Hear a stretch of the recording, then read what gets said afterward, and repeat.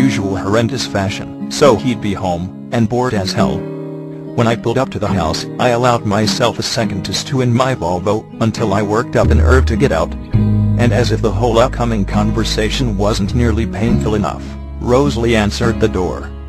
Standing in her tight jeans and sweater, staring me down like I was filth. "Edward," she sneered with narrowed eyes. I smirked at her, because she was fucking a bitch and just so easy to piss off. She spun around, making all her blonde hair smack the door frame. "Jasper, your lover is here," she called out into the house, turning around to smirk back at me before sashaying back into the house. And I just rolled my fucking eyes, because she always used that one. I could hear her and Jazz bickering at each other in the other room, and I just leaned against the doorframe, and picked at my nails. They argued like cats and fucking dogs.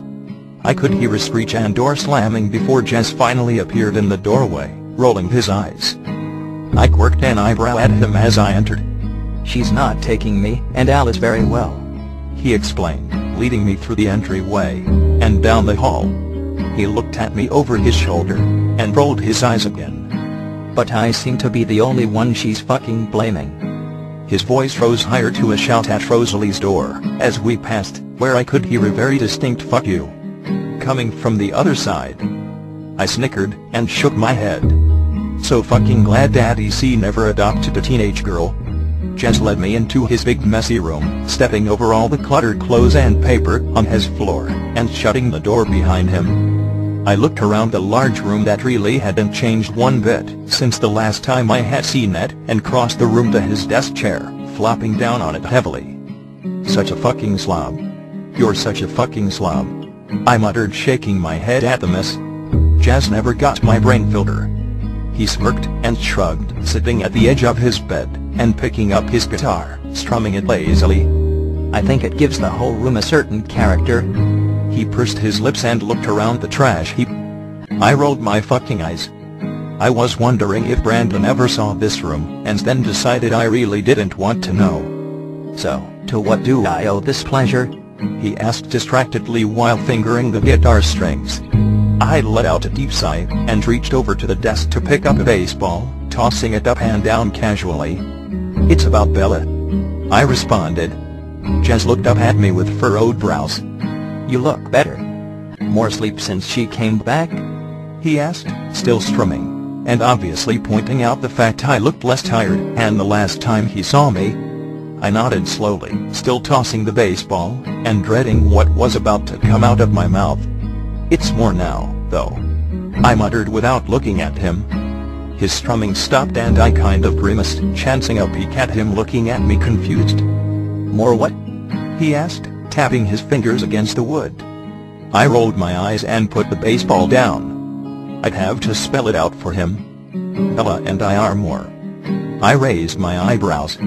Understanding flashed across his face, and then he fucking smirked at me, which made me nervous. "I'm really going to need you to channel your inner non-prick for this conversation." I narrowed my eyes at him.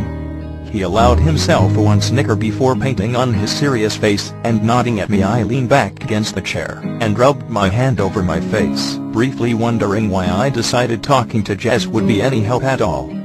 "So," he started, resuming his strumming, but paying much more attention to me. "How much more, exactly?" he asked in a suggestive tone, quirking an eyebrow. I immediately knew what he was getting at, and I had to stop that shit right here. "I'm not fucking her," I said truthfully. Jess furrowed his brows and nodded. "Okay," he said slowly, pursing his lips and giving me a once-over. "So, what? Is she like your girlfriend or some shit?" I grimaced at the word, because I really didn't know if you could call us that.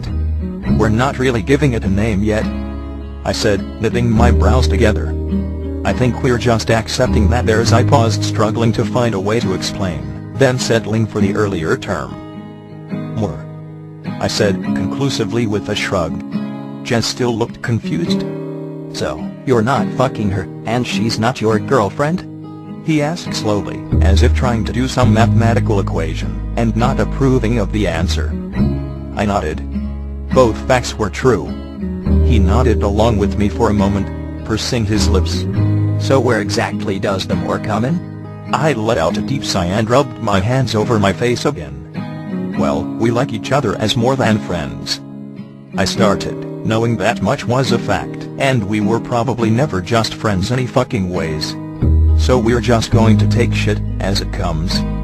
I shrugged one shoulder, deciding my words from last night were still fitting. He lessened his strumming, and quirked an eyebrow.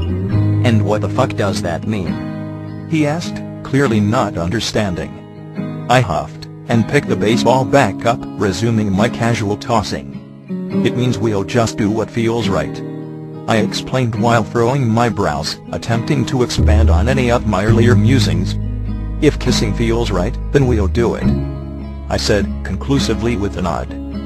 If going out feels right, then we'll do that too. I shrugged, having no better explanation or plan in place, because I was so fucking lost. And if calling her my girlfriend feels right, then I'll call her my girlfriend. Jez completely stopped his strumming, and grimaced while shaking his head. Why does this sound so goddamn confusing, man? I let out one humorless chuckle. Because confusing is exactly what it fucking is. I shook my head, realizing exactly how true those words were. Jez still looked confused, quirking his eyebrow at me still. I sighed, exasperated, as the need to vent all the bullshit came flaring back. We need each other to sleep. And when I fuck everything up and she wants nothing to do with me, we'll both be screwed and tired. And furthermore, I sat up straight in the chair, and put the ball back down with a bang. If anyone ever finds out what we're doing, they'll fucking split us up, Jez, I said seriously. He looked a little taken aback by my tone. But it was true. That was always a worst-case scenario for the entire arrangement. And when they do split us up, we'll both be losing a lot more than just fucking sleep. So, I leaned back into my chair slowly. We can't just date like two normal fucking people. Because we aren't. Then after a pause. Normal, I clarified. Then after another pause. And because your girlfriend will fucking castrate me. I was hoping the last comment would lighten shit up a bit after my outburst, but Jez was still fucking gaping at me like I had an extra head. I rolled my eyes, and tossed the ball from hand to hand, waiting for it to pass. It felt good at least just to get all that shit out there and in the open with someone. Even if he was gaping. Suddenly I heard the guitar strumming again, so I looked up at Jez. He pursed his lips and nodded in understanding. And I let out a breath I didn't even know I was holding. Thankful that he wasn't being a prick about the whole situation. I decided to take advantage of that fact. And even more than all that bullshit, I'm fucking lost. I have no clue how to treat her anymore. I sighed. He stayed silent, allowing me to get it all out, which was more relieving than I had even expected. We're going out this week, I told him, referring to the quasi-non date. He quirked his eyebrow at me in a way that said, risky. Port Angeles, I explained. He dropped his eyebrow and nodded. It's a quasi-non date, I muttered with a small shrug, deciding I liked that term for the occasion. Jez let out a loud chuckle and shook his head, mouthing the words quasi-non date in amusement. He began strumming an actual song on his guitar, furrowing his brows in concentration. If you do it tomorrow, I'll have Alice completely occupied for the day, he mumbled distractedly, messing with tuning and trying to get the sound right. I pursed my lips and nodded. It was kind of fucking soon, but I'd take the chance.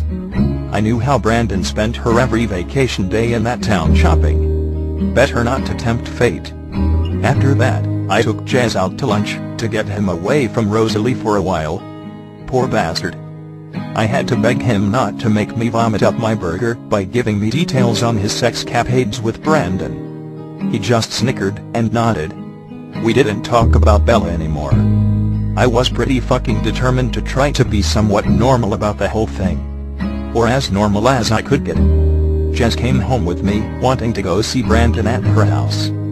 I spent a good portion of my evening chatting with Daddy C. and trying to make up for the 12 days of asinine behavior he had to deal with.